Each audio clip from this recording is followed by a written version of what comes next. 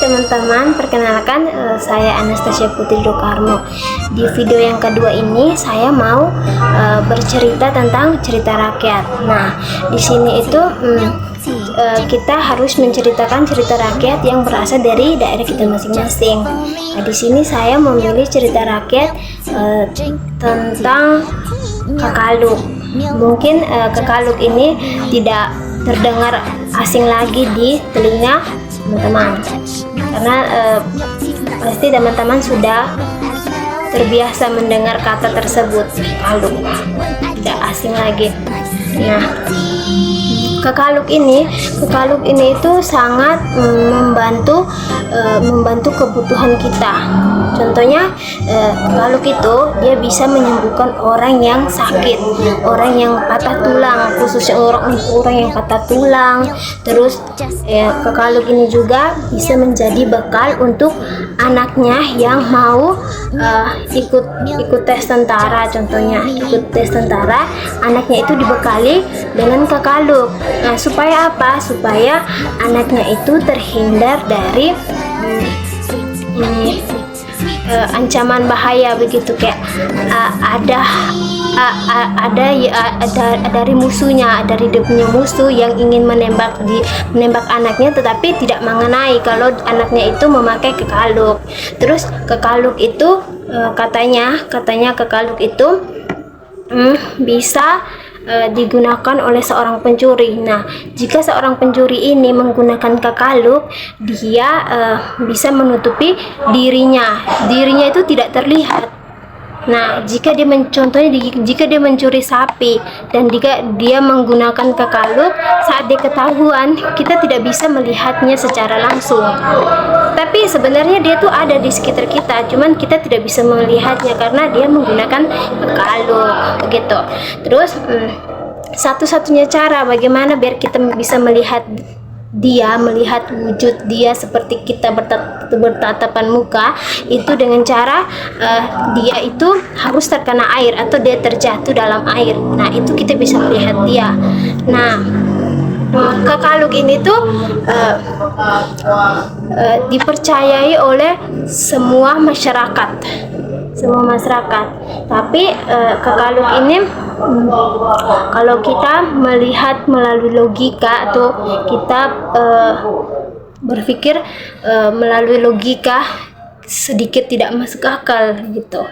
Tapi Kekaluk ini tuh sangat dipercayai dan itu menjadi turun-temurun di setiap daerah. Bukan hanya di Haikesak, khususnya Desa Mamutin, tapi mungkin di setiap daerah pasti ada Kekaluk dan mungkin penyebutan yang berbeda atau bagaimana begitu.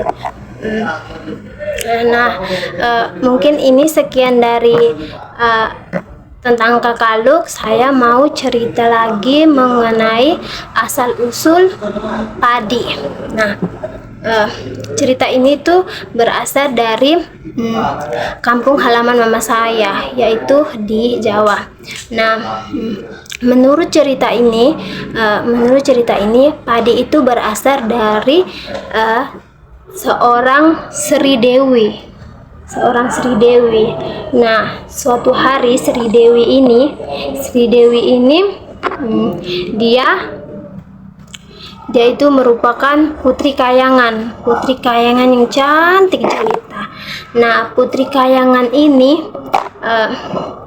dia tuh merupakan wanita yang sempurna, cantik, baik hati, pokoknya sudah sempurna ya, melengkapi semua itulah. Nah, dia adalah putri yang paling sempurna dan paling cantik jelita. Nah, dia itu disenangi oleh semua dewa-dewa yang ada di kayangan tersebut, dari Dayang, pokoknya semuanya itu suka dengan Sri Dewi ini. Nah, sampai bapak angkatnya ini juga suka sama Sri Dewi ini.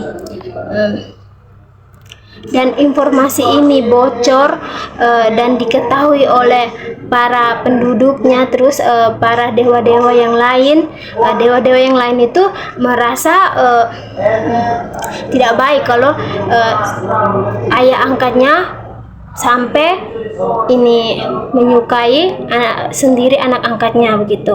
Jadi mereka ini tidak mau ayah angkatnya ini sampai berubah pikiran dan mempunyai niat untuk menikahi putrinya sendiri. Akhirnya para dewa-dewa ini mereka berniat membunuh Sri Dewi ini supaya Sri Dewi ini bebas dari rencana atau niat buruk yang mau dilakukan oleh ayah angkatnya ini. Nah, dari situ para dewa-dewa ini mereka menangkap Sri Dewi dan mereka membunuh Sri Dewi. Terus mereka khawatir mereka mau diapakan mayatnya, jasadnya Sri Dewi ini. Mereka bawa Sri Dewi ini turun ke bumi. Mereka bawa Sri Dewi turun ke bumi dan mereka menguburkannya di lahan yang terbuka. Nah, setelah mereka menguburkan Sri Dewi, mereka ini kembali ke kayangan tanpa rasa bersalah. Tetapi sejujurnya di hati mereka itu mereka sangat sedih karena mereka sudah membunuh putri yang sangat sempurna, putri yang sangat cantik jelita. Tapi untuk menghindari terjadinya niatan buruk sang ayah angkat, mereka harus lakukan itu. Nah, setelah beberapa hari kemudian terjadilah suatu keajaiban di bumi.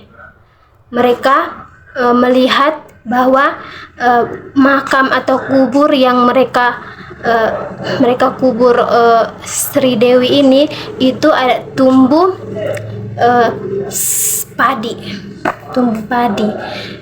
Bukan hanya padi, tumbuh segala macam tumbuhan seperti kelapa, kacang-kacangan, masih banyak lagi punya tumbuhan. Dan padi ini merupakan makanan pokok bagi semua umat. Nah, masyarakat atau nenek moyang yang dulu mereka itu percaya bahwa padi itu berasal dari Sri Dewi.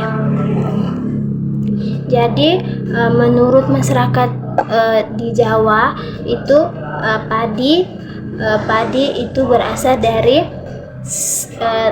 tubuhnya Sri Dewi. Padahal secara logika atau kita berpikir kalau padi itu bukan dari tubuhnya Sri Dewi. Padi itu kita tanam baru dia bisa tumbuh, bukan kita tanam, kita kubur seseorang baru bisa tumbuh. Kan kalau secara yang kita belajar tidak masuk akal gitu. Mungkin ini sekian dari video yang saya mau cerita. Teman-teman bisa melihat video saya yang ketiga itu nanti saya ceritakan tentang bukan cerita tapi itu nanti saya mau mereview buku. Bye.